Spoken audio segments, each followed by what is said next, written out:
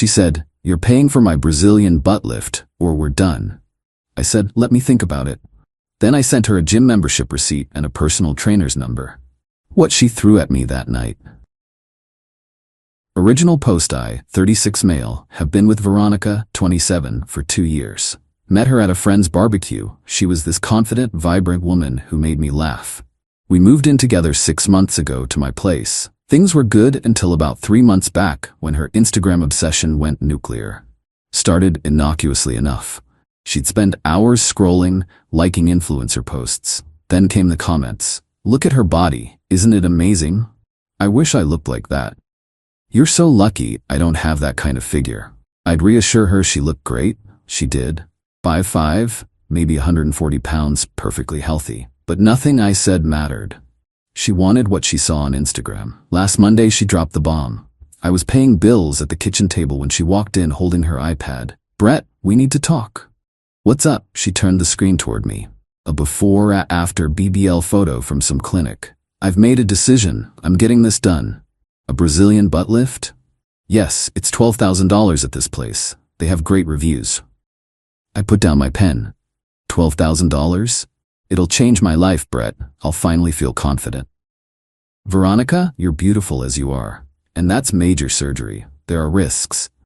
"Don't mansplain surgery risks to me. I've done my research." "Okay, but 12 grand is a lot of money." She crossed her arms. "You make good money. You can afford it." "That's not the point. It's an unnecessary cosmetic procedure." Her face hardened. "So I'm not worth 12,000 to you?" "That's not what I said. Here's the deal, Brett. You're paying for my BBL, or we're done. I'm not staying with someone who doesn't support my happiness." An ultimatum. Over cosmetic surgery. I looked at her. Really looked at her. This wasn't the woman I fell for. This was someone who'd let social media rot her self-image and now expected me to fund her delusions. "Let me think about it," I said quietly. She smiled, kissed my cheek. "I knew you'd come around. The consultation is next week." She bounced off, already texting her friends about her upcoming transformation. I sat there, bills forgotten, mind racing. Tuesday, I did my research. BBL death rates, complications, recovery time. Then I researched something else. Found a high-end fitness center nearby. Premium membership, personal training packages. Did some math. Wednesday morning, while Veronica was at work, she's a receptionist at a dental office, I made my move. Signed her up for a year-long platinum gym membership. $2,400.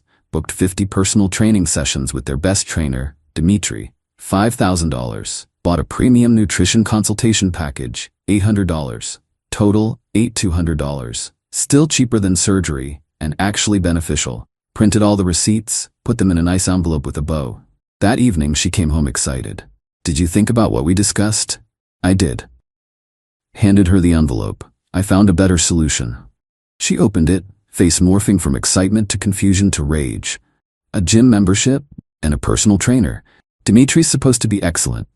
The envelope hit me in the face.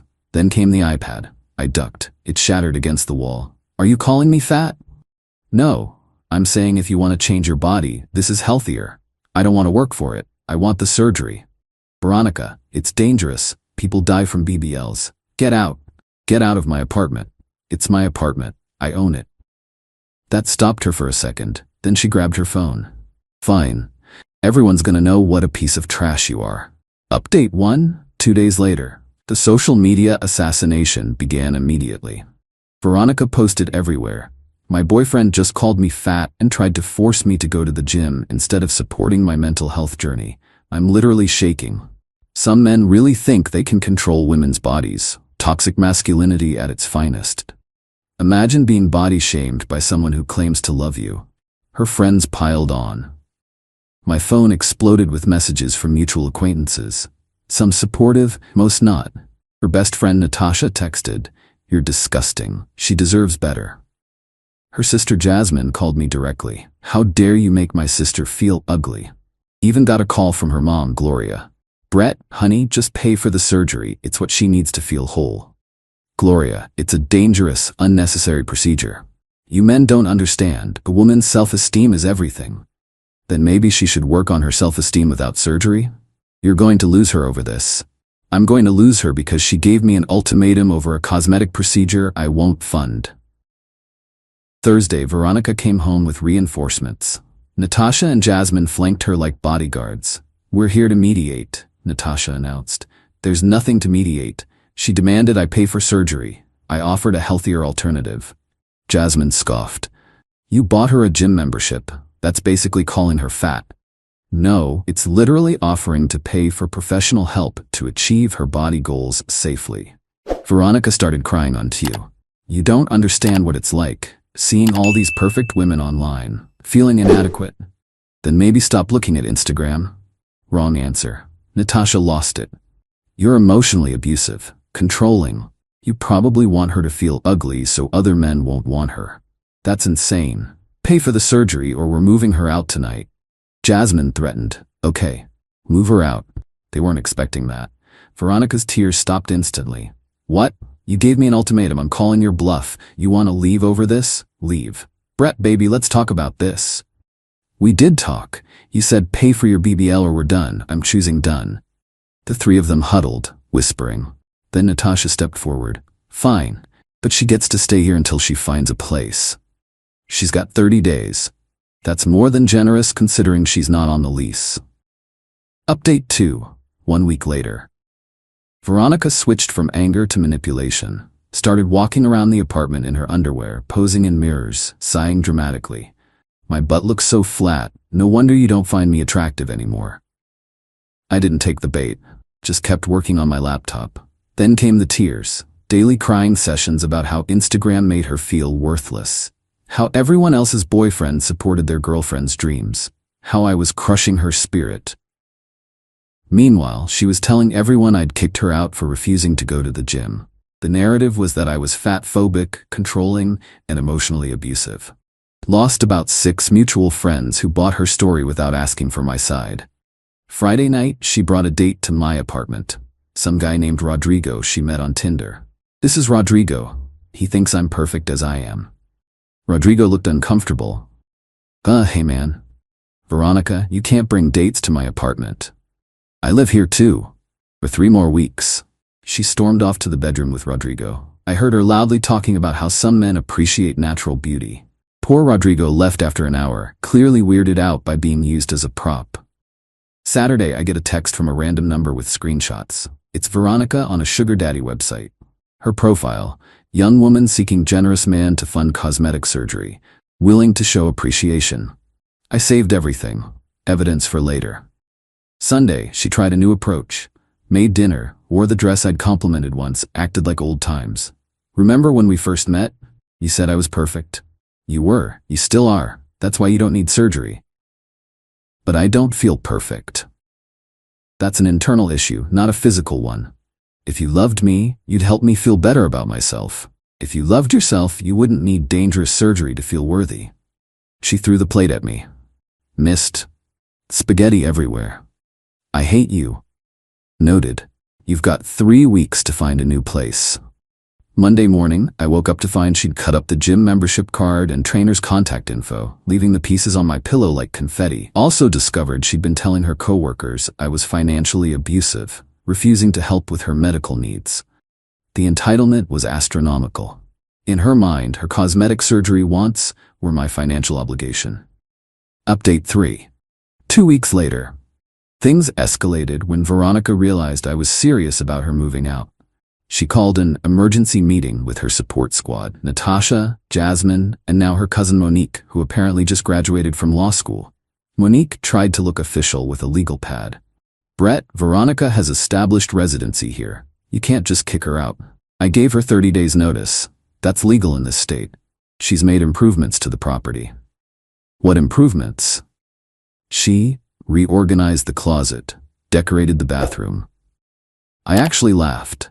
Those aren't improvements. That's just living here. She's also claiming emotional distress from your fat shaming. I never called her fat. I bought her training sessions. Veronica piped up. That's the same thing. No, it's literally not. Monique shuffled papers. We're prepared to take this to court. For what? Not paying for elective cosmetic surgery? Good luck with that. Then Veronica played what she thought was her ace. I know about your savings account. What about it? The one with $30,000. You can afford my surgery. That's my emergency fund. It's not for your BBL. I am an emergency. My mental health is in crisis. Then see a therapist, not a plastic surgeon. Jasmine jumped in. You're being financially manipulative. She's literally demanding I pay for her surgery. Who's being manipulative? The meeting devolved into shouting. They left threatening legal action, social media destruction, and calling my employer. Tuesday, Veronica actually called my company's HR department, claimed I was creating a hostile living environment, and it was affecting her mental health, which could impact my performance at work. HR called me, confused. Brett, someone named Veronica called about a domestic situation? My ex-girlfriend is upset I won't pay for her cosmetic surgery. She's moving out. Oh, okay then, we'll note it as a personal matter. Wednesday, I came home to find Veronica had sold my PS5. Her justification? Partial payment for emotional damages. I filed a police report for theft. She had to return the money or face charges. Thursday, the sugar daddy situation evolved. She'd found one. Some 58-year-old named Howard who promised to pay for her surgery if she'd spend time with him. She made sure I knew about it. Howard appreciates my potential. He's investing in my happiness. Congratulations on finding someone to fund your poor decisions. You could have been that person. I chose not to be. Friday, she brought Howard over. Power move to make me jealous, I guess. Howard looked like every stereotype: gold chain, hair plugs, cologne you could smell from space. So you're the unsupportive boyfriend, he said, trying to be intimidating. Ex-boyfriend. And you're the guy paying for sex with surgery money. Howard puffed up. I'm helping a woman achieve her dreams. You're enabling body dysmorphia for sexual favors. Veronica grabbed Howard's arm. Let's go, baby. He's just jealous. They left for the weekend. I changed the locks, legal after giving proper notice in my state. Her stuff went into labeled boxes in the garage. Update 4, 3 weeks later. Veronica returned Sunday night to find her key didn't work. The pounding on the door was epic. Brett, open this door. Your stuff is in the garage. The code is 1234. You changed the locks? Your 30 days were up yesterday. I was at Howard's. Not my problem. She called the police. They showed up, looking tired. Sir, she says you've illegally evicted her. I showed them the 30-day notice I'd given her, properly dated and photographed. She was a month-to-month tenant, no lease. I gave proper notice. The cops turned to Veronica. Ma'am, he followed the law. Your belongings are accessible. You need to collect them and leave.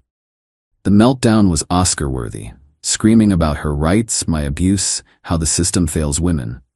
Howard stood there, slowly realizing what he'd gotten into. The next morning, I get a call from Dimitri, the personal trainer. Hey man, is this Brett? Yeah? Your girlfriend just called trying to get a refund on the training sessions. She's not my girlfriend, and those were a gift. No refunds. That's what I told her. She threatened to sue me. Join the club. Tuesday, Veronica's mom Gloria called. Different tone this time. Brett, honey, Veronica's staying with this older man. Howard, he's paying for her surgery. This isn't safe. Can't you two work this out? Gloria, she demanded I pay for cosmetic surgery or we're done. I chose done. But this Howard person seems dangerous. That's her choice. She's an adult. You could protect her by taking her back. I could also protect myself by not dating someone who makes ultimatums about expensive surgeries. Wednesday, the social media narrative shifted. Howard, turns out, was married. His wife found Veronica's posts about her generous new man and went nuclear. The wife messaged everyone on Veronica's friends list with screenshots of her husband's sugar daddy profile and Veronica's messages begging for surgery money. Suddenly, Veronica wasn't the victim anymore. She was a homewrecker gold digger. Natasha distanced herself. Jasmine went quiet. Even Monique stopped threatening legal action. Thursday, Veronica called crying. Howard's wife is ruining my life. Actions have consequences. I just wanted my surgery. And you were willing to do anything to get it. Can I come home? This isn't your home anymore. Where am I supposed to go? That's for you to figure out. You did this to me. No, you did this to yourself when you made that ultimatum. She hung up. Final update, 6 weeks later. The conclusion to this saga is both predictable and satisfying. Howard's wife divorced him and took him to the cleaners. No surgery money for Veronica. She ended up moving back with her parents 2 hours away.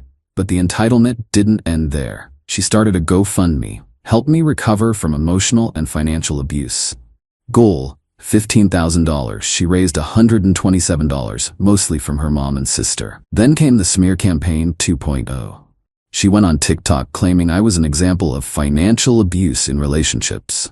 The video went semi-viral in certain circles until people found her sugar daddy website profile and previous posts. The backlash was swift. Comments ranged from, "Girl, you demanded he pay for your BBL," to, "This is why people don't take actual abuse seriously."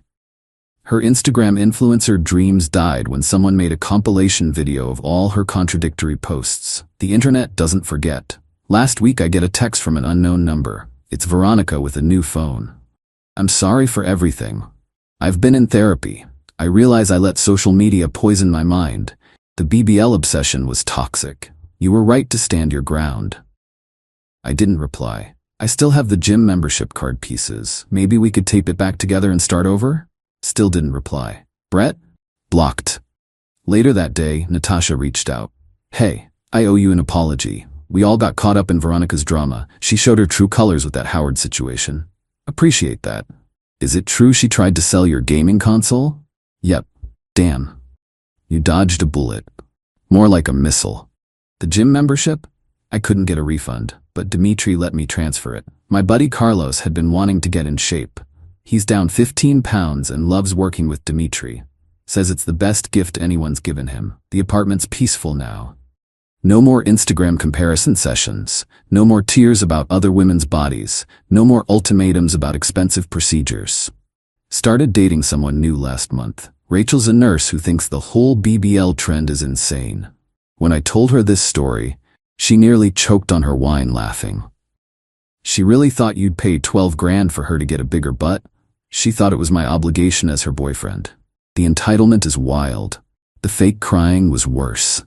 Rachel actually knows about BBL risks firsthand from her ER rotations. We see complications all the time. Infections, fat embolisms, necrosis. It's not worth it. Try explaining that to someone deep in Instagram delusion. As for Veronica, mutual friends say she's still living with her parents, still scrolling Instagram, still talking about getting her BBL someday. She started dating some new guy and apparently already hinting about surgery. Some people never learn. The lesson here? When someone shows you who they are through ultimatums and entitlement, believe them. Don't fund their delusions, don't enable their toxic behavior, and definitely don't pay for their cosmetic surgery. My $8,200 investment in fitness options was money well spent. Not on her, but on showing me exactly who she really was. The broken iPad, the thrown spaghetti, the cut-up membership card, all worth it to avoid a lifetime with someone who thought my wallet was her personal plastic surgery fund. To anyone facing similar demands, stand your ground. The tantrum will be epic, the social media backlash will sting, but your dignity and bank account will thank you. And Veronica, if you're reading this, Howard's wife says hi.